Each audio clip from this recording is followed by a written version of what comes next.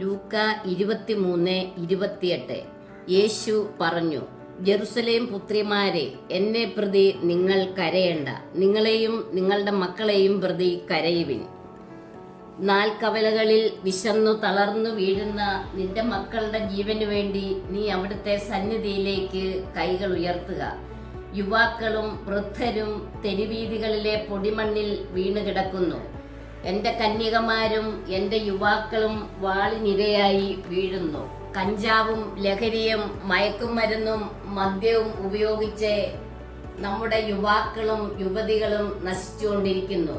അതുകൊണ്ട് ഈ പീഡാസഹന വേളയിൽ ഈശോയെ ലഹരിക്കെണിയിൽ നിന്നും ക്യാമ്പസുകളിലെ കൊലപാതകത്തിൽ നിന്നും കർത്താവെ അവിടുത്തെ കരുണയുടെ കരം നീട്ടി ഈ ലോകമെമ്പാടുമുള്ള യുവാക്കൾക്ക് മാനസാന്തരവും വിശുദ്ധീകരണവും നൽകി അവിടുത്തെ പരിശുദ്ധാത്മാവിൽ നിറയ്ക്കണമേ, നയിക്കണമേ.